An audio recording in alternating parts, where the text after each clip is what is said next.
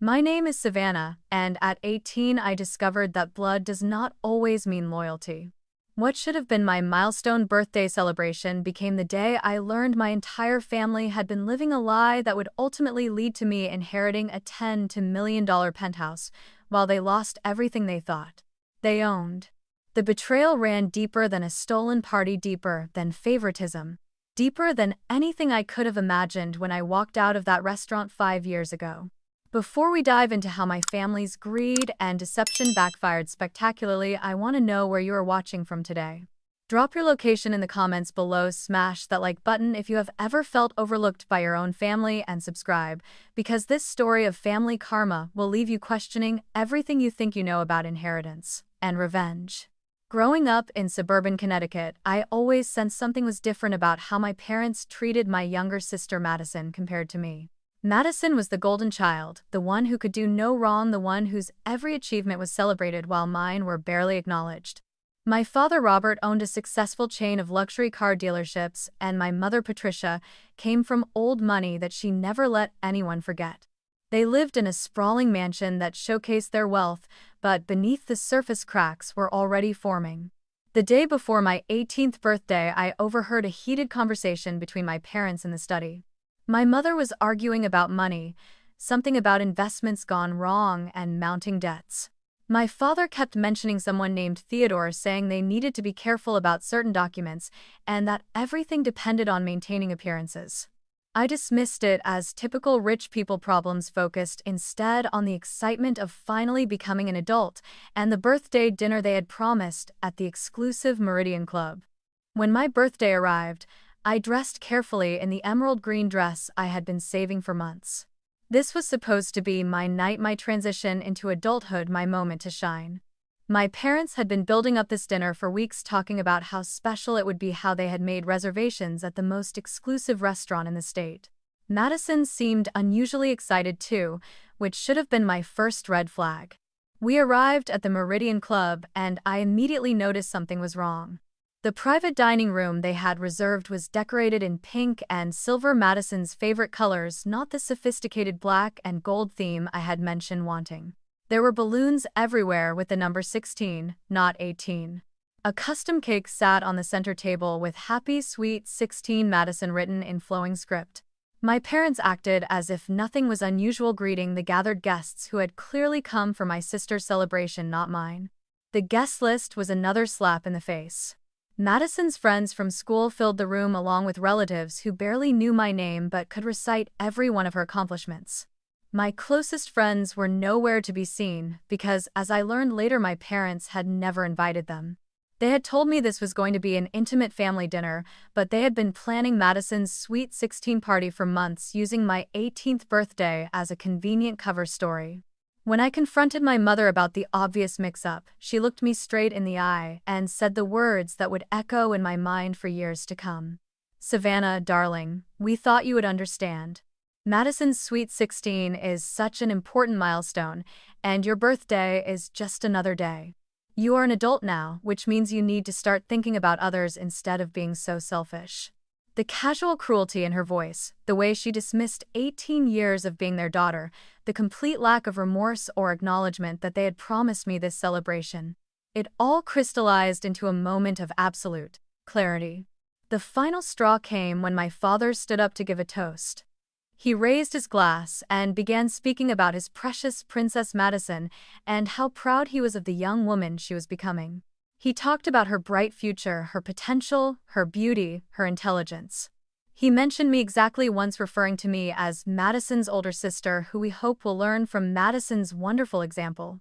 The room erupted in applause for Madison while I sat there invisible on my own birthday, surrounded by people who had written me off as an afterthought. That was the moment I made the decision that would change everything. I stood up, walked to the center of the room, and announced that I was leaving. Not just the party, but their lives entirely. My mother tried to grab my arm, suddenly concerned about appearances in front of their guests, but I pulled away. I told everyone in that room exactly what kind of people my parents were, how they had stolen my birthday to throw their favorite daughter a party, how they had lied to me for weeks about this celebration. The shocked silence that followed was the most honest reaction I had received from anyone all evening. As I walked toward the exit, my father called after me, his voice dripping with condescension. "Savannah, you are being dramatic and embarrassing. Come back here right now and apologize to your sister and our guests." I turned around one final time and said, "I am done apologizing for existing in this family." Then I walked out into the night with no idea that my decision to leave would set in motion events that would ultimately destroy them and elevate me beyond anything they could have imagined. The weeks following my dramatic exit were the loneliest of my life, but they were also the most clarifying. I moved in with my best friend Emma and her family, who welcomed me without question after I explained what had happened. My parents made no effort to reach out, no attempt at reconciliation, no acknowledgement that they had done anything wrong. Their silence spoke volumes about how little I had ever mattered to them, but it also freed me from any lingering guilt about my decision to cut them off completely. 3 months after the birthday disaster, I received an unexpected phone call that would unravel everything I thought I knew about my family's finances and my own future. The caller identified himself as Theodore Whitman, a name I recognized from that overheard conversation between my parents. He was a lawyer representing my late grandmother Margaret Hamilton, my mother's mother, who had passed away when I was 12. I barely remembered her, as my parents had always kept me at arm's length from her, claiming she was too ill to have visitors and too fragile for extended family interactions.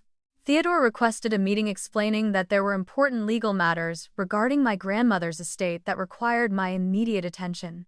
My parents had never mentioned any inheritance, any ongoing legal proceedings, or any connection between my grandmother's death and our family's current circumstances. In fact, they had always been oddly secretive about my grandmother's affairs, changing the subject whenever I asked questions about her or her substantial wealth that had been common knowledge in our social circles. The meeting took place in Theodore's downtown law office, a prestigious firm that specialized in high-net-worth estate planning and family trusts. As I sat across from this distinguished gentleman in his 60s, he began to reveal a story that shattered every assumption I had about my family's financial situation and my place within it.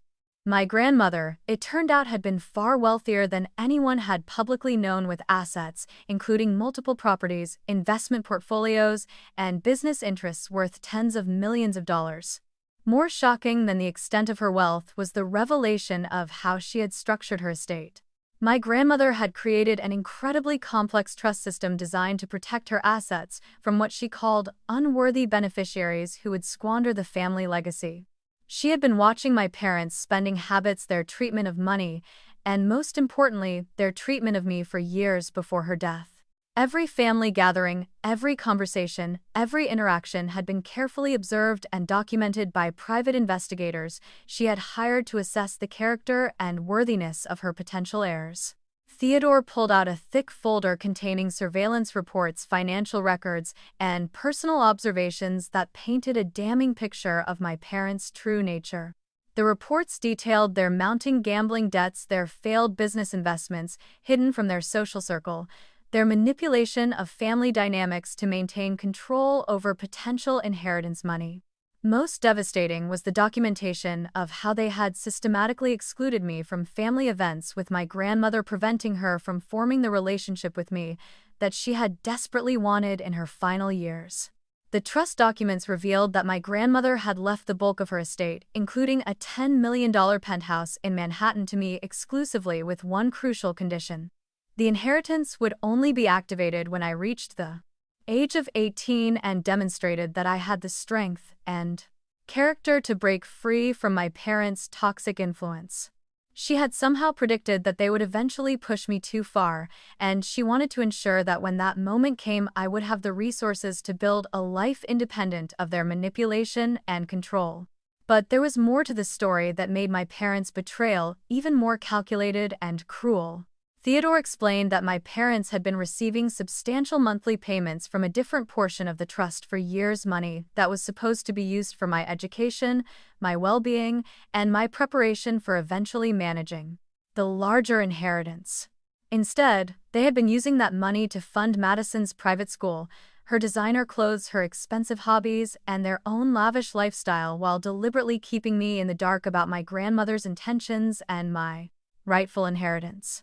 The birthday party incident had actually served as the final test that my grandmother had built into the trust structure.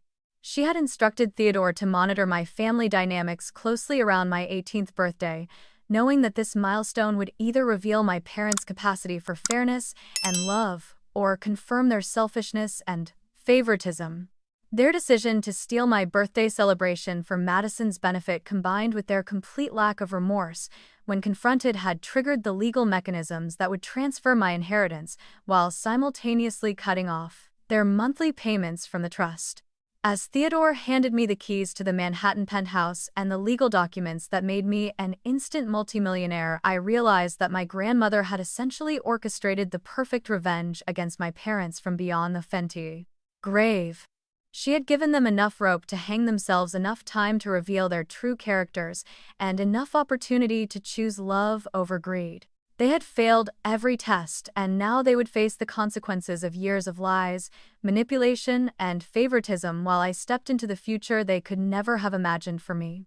The irony was not lost on me that my parents' attempt to diminish me on my 18th birthday had actually been the key that unlocked my freedom and financial independence. Their cruelty had been my salvation. Their betrayal had been my liberation, and their greed had ultimately ensured their own downfall. As I left Theodore's office that day, I understood that the real battle was just beginning, and I had weapons they did not even know existed. Armed with knowledge of my inheritance and the full truth about my parents' financial deception, I faced a crucial decision about how to handle this newfound power. Theodore advised me to move carefully, explaining that my parents were likely unaware that their monthly payments had been cut off and would soon be facing their own financial reckoning. The beauty of my grandmother's plan was that it would allow my parents to destroy themselves through their own choices, while I observed from a position of complete safety and control. I decided to move into the Manhattan penthouse immediately, but I kept my inheritance secret from everyone except Emma and her family, who had become my chosen family during this transition. The penthouse was breathtaking, a testament to my grandmother's impeccable taste and substantial wealth. Floor-to-ceiling windows offered panoramic views of Central Park, while every room showcased museum-quality art and furniture that spoke of generations of refined living. For the first time in my life, I was surrounded by beauty that belonged to me, luxury that I had earned through my integrity rather than inherited through manipulation. Meanwhile, my parents were beginning to experience the consequences of their financial mismanagement. Without the monthly trust payments they had been secretly receiving, their carefully constructed facade of wealth began to crumble rapidly. Theodore kept me informed of their increasingly desperate attempts to contact him, their confused inquiries about delayed payments, and their growing panic as bills began to pile up and creditors started making demands. They had been living far beyond their actual means for years, using my inheritance money to maintain a lifestyle that their legitimate income could never support.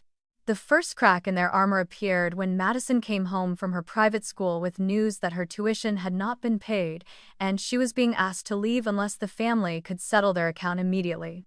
My mother called me for the first time since my birthday, her voice tight with barely controlled desperation, as she tried to manipulate me into returning home to work through our family differences.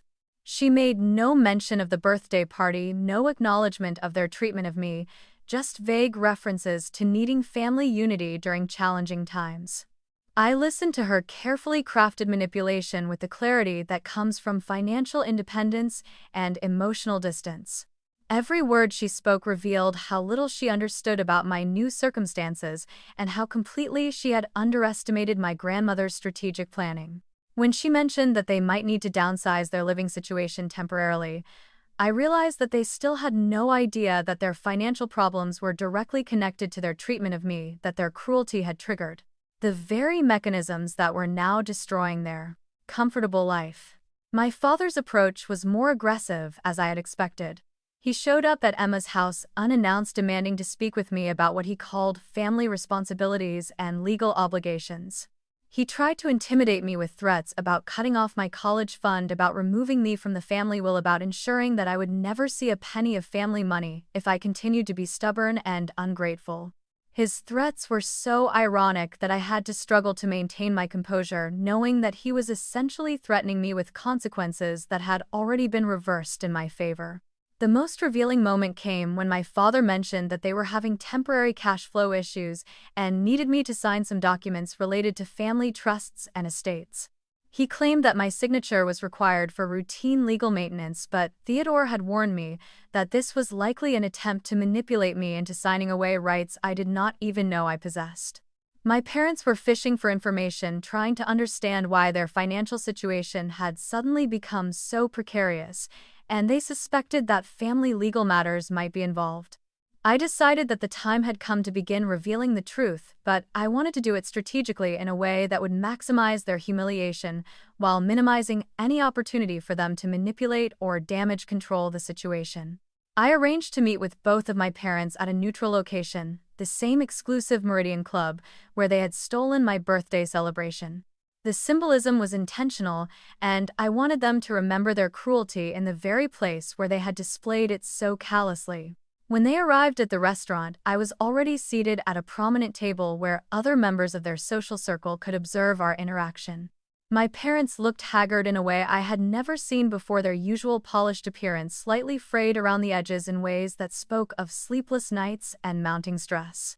They clearly expected me to be contrite, ready to apologize and beg for their forgiveness, so that we could put this silly disagreement behind us and return to the family dynamic that had served them so well for years. Instead, I calmly informed them that I was aware of their financial situation, that I knew about the trust payments they had been receiving, and that I understood exactly how they had been using money that was intended for my benefit to fund their lifestyle and Madison's privileges. The shock on their faces was immediate and absolute. My mother went pale, her carefully applied makeup suddenly looking garish against her blanched skin, while my father's eyes darted around the restaurant, as if looking for escape routes or eavesdroppers. But I was not finished.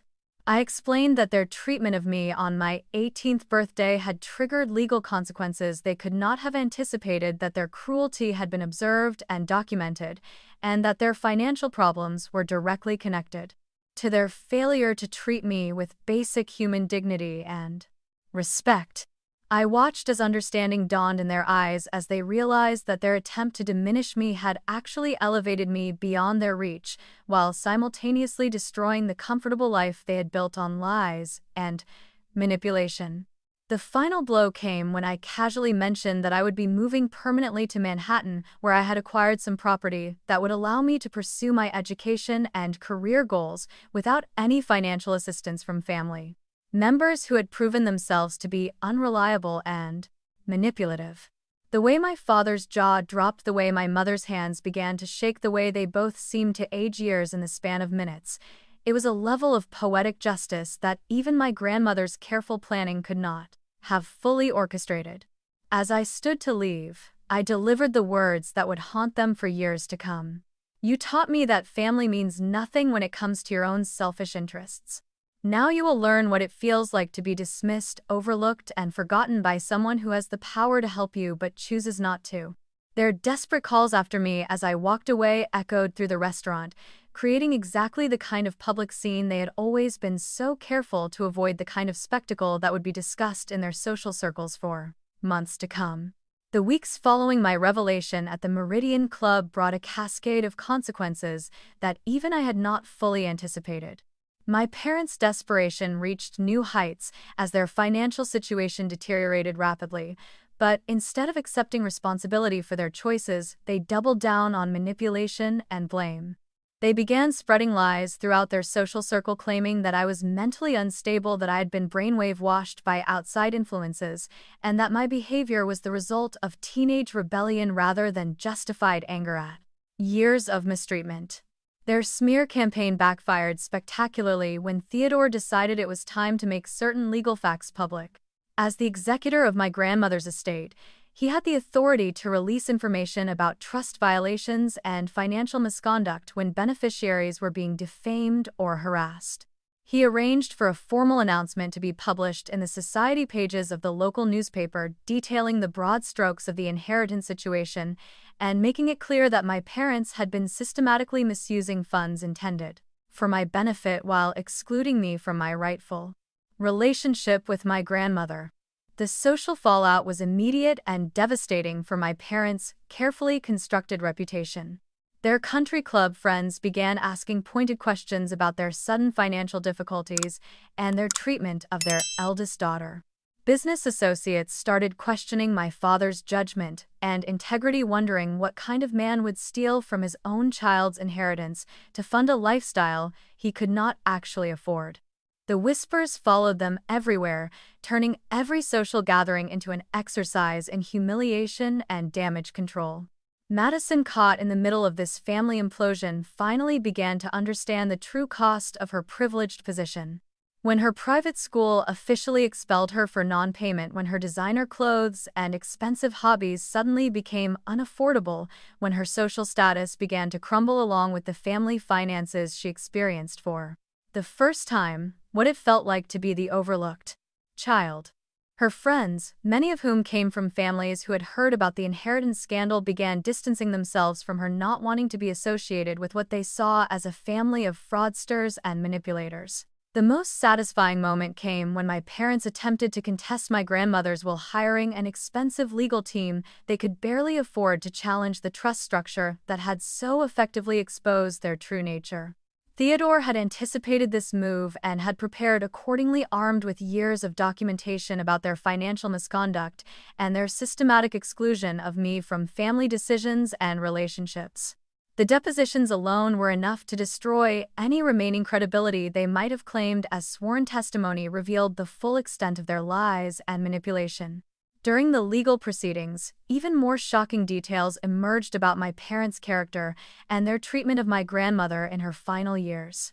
Witnesses testified that they had been pressuring her to change her will, trying to convince her that I was ungrateful and undeserving, while positioning Madison as the more worthy granddaughter. They had been manipulating an elderly woman's emotions in her final months, trying to secure a larger inheritance, while simultaneously preventing her from forming the relationship with me that she had desperately wanted. The judge's reaction to this testimony was swift and uncompromising.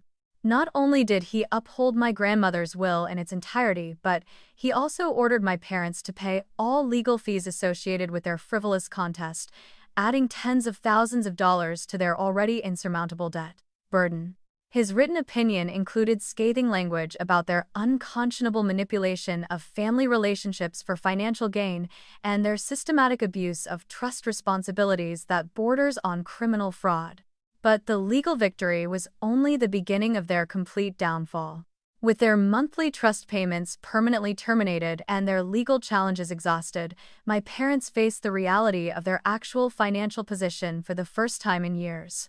The mansion they lived in was mortgaged beyond its value, the luxury cars were leased through agreements they could no longer honor, and their credit cards were maxed out with debt they had no hope of repaying through legitimate income.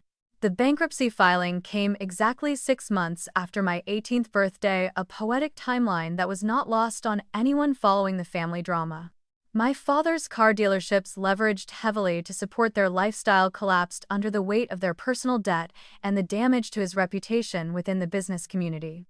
My mother's social standing, built carefully over decades of strategic networking and conspicuous consumption, evaporated as former friends rushed to distance themselves from what had become a cautionary tale about greed and family betrayal. The final humiliation came when they were forced to move out of their beloved mansion and into a modest apartment in a working-class neighborhood, surrounded by the kind of people they had always looked down upon with condescension and barely concealed disdain. Madison, now attending public school for the first time in her life, struggled to adapt to an environment where her former princess status meant nothing and her lack of genuine accomplishments became glaringly obvious. Throughout this entire collapse, I maintained my distance but stayed informed through Theodore and mutual acquaintances who seemed to take perverse pleasure in updating me on each new indignity my parents faced. I felt no guilt about their suffering, no desire to intervene or offer assistance, no sympathy for the consequences of choices they had made freely and repeatedly over many years. They had taught me that family loyalty was conditional on their convenience, and I had learned that lesson far better than they ever intended. The complete disintegration of my parents' life became a spectacle that fascinated their former social circle and served as a cautionary tale throughout our affluent community. What had once been whispered gossip became open discussion as the full scope of their financial misconduct and family manipulation became public knowledge. Country club members who had once envied their apparent wealth now spoke about them with a mixture of disgust and morbid curiosity, fascinated by how quickly and thoroughly their carefully constructed facade had crumbled. The psychological impact on my parents was perhaps even more devastating than the financial ruin.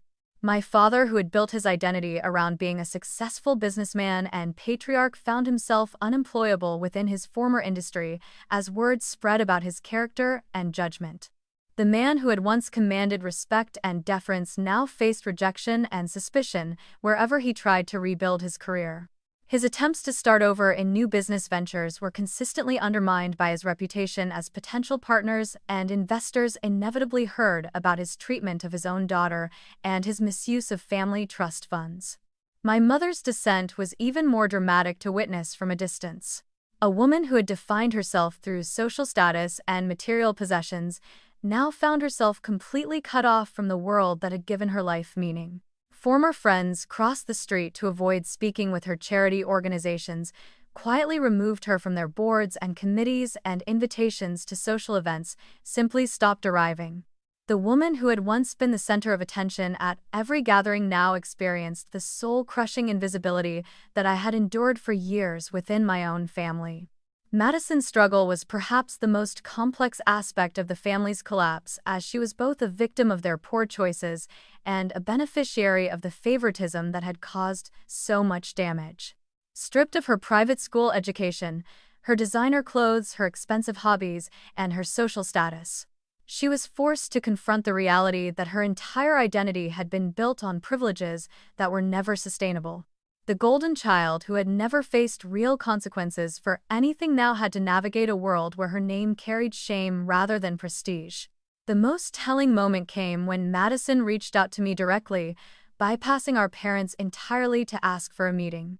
She had matured considerably in the months since the family's downfall, her former arrogance replaced by a humility that seemed genuine rather than manipulative.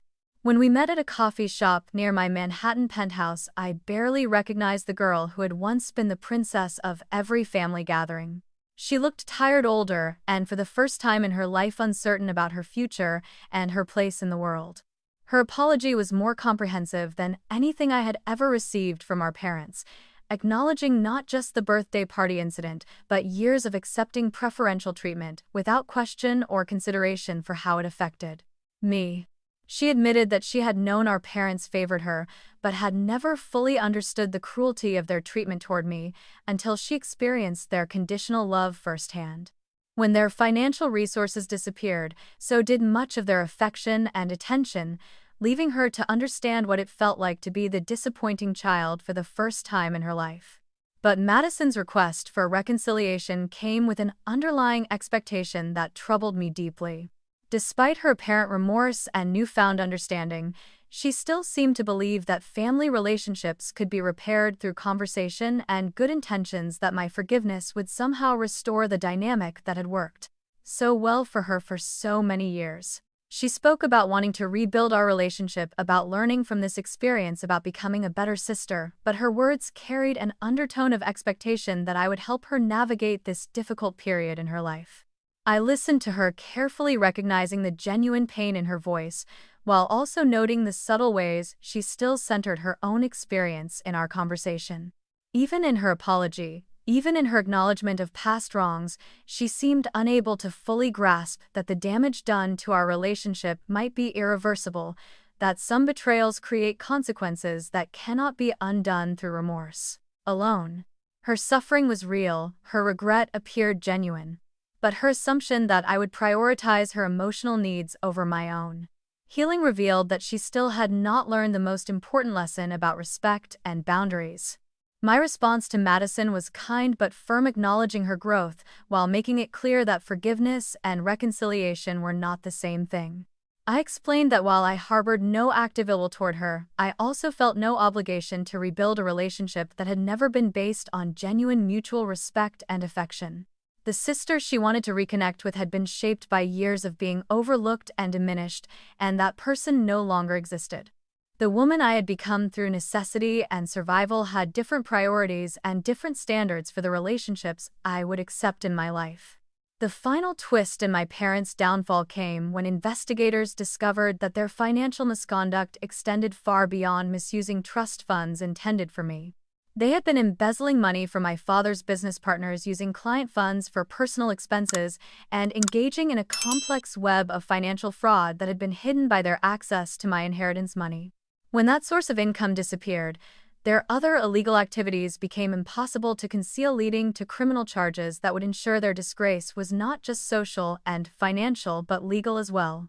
As I watched my parents face the possibility of prison time for their various fraudulent activities, I felt a complex mixture of vindication and sadness. The vindication came from seeing justice served for years of emotional abuse and manipulation, from witnessing the consequences they had always managed to avoid through wealth and social connections.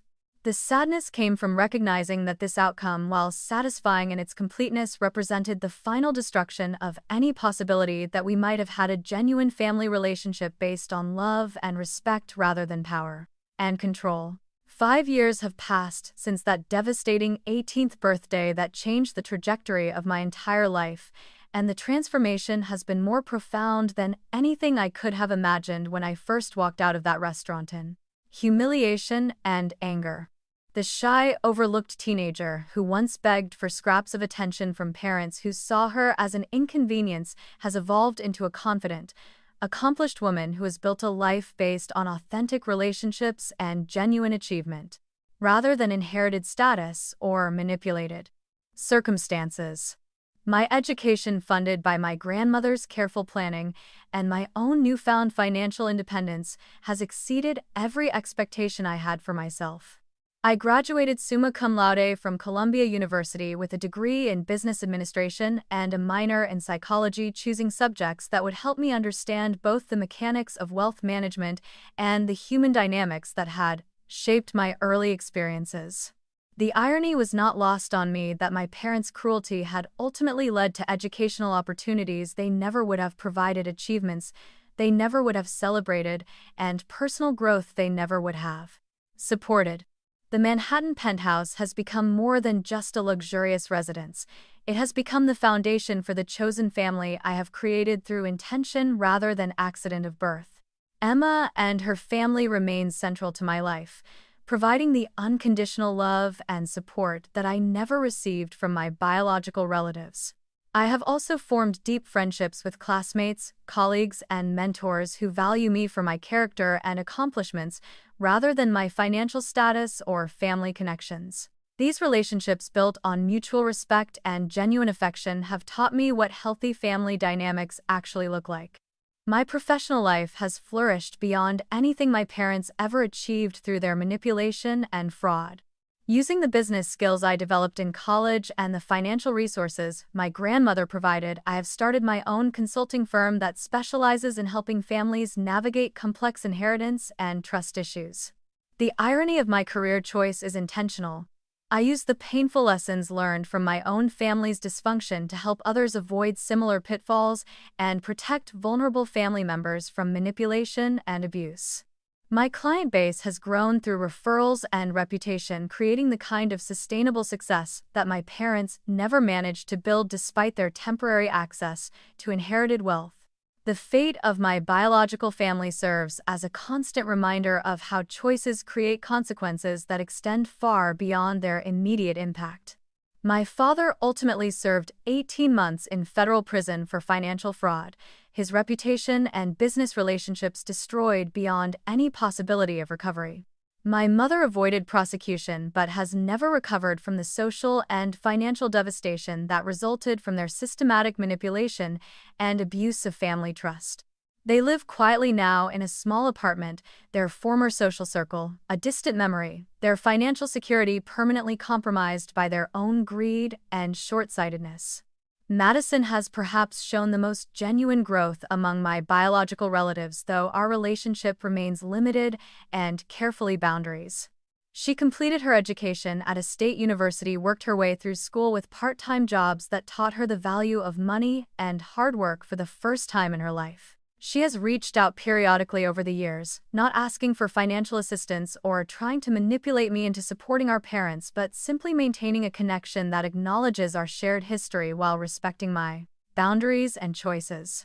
I appreciate her efforts while remaining realistic about the possibility of ever having a close sisterly relationship. The most satisfying aspect of my new life is the knowledge that my grandmother's plan worked exactly as she intended, protecting her legacy, while ensuring that it would be inherited by someone who understood its true value. The monthly reports I receive from Theodore about the trust's performance and charitable donations remind me that my inheritance comes with responsibilities as well as privileges. I have used a portion of the funds to establish scholarships for young people from dysfunctional families, creating opportunities for others who might be trapped in situations similar to what I experienced in my childhood. The emotional healing process has been longer and more complex than the financial and social aspects of my transformation, requiring therapy, self-reflection, and conscious effort to unlearn the patterns of thought and behavior that developed as survival mechanisms in my childhood. Environment. Learning to accept love without suspicion, to trust my own judgment without second-guessing every decision, to believe that I deserve good things without constantly waiting for them to be taken away. These have been the real challenges of building a life free from the toxic dynamics that shaped my early years. But perhaps the most important lesson I have learned is that family is not defined by blood relationships or legal obligations, but by the people who choose to love, support, and celebrate you consistently over time. The family I have created for myself is small, but genuine, based on mutual respect and shared values rather than manipulation and control. These relationships have taught me what I was missing in my childhood and have given me a template for the kind of love I want to create and share as I continue building my life. As I reflect on this journey from overlooked daughter to independent woman, from victim of family manipulation to advocate for others facing similar challenges, I am struck by the realization that my parents' cruelty ultimately became the greatest gift they ever gave me. Their betrayal forced me to develop strength I never knew I possessed. Their abandonment taught me to value authentic relationships, and their greed provided me with the motivation to build something better than anything they ever created. Through their lies and manipulation. Have you ever experienced family betrayal that ultimately led to your own growth and independence?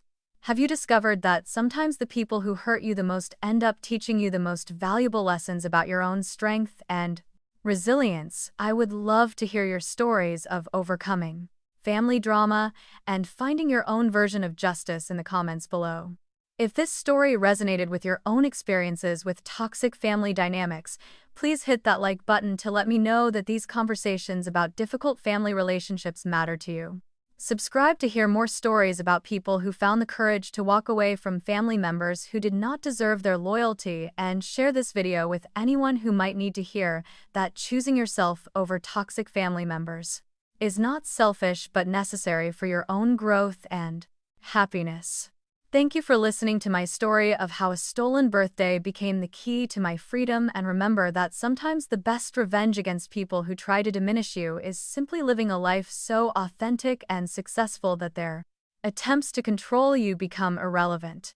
May you all find the courage to choose love over loyalty when the people who should protect you are the ones causing you harm.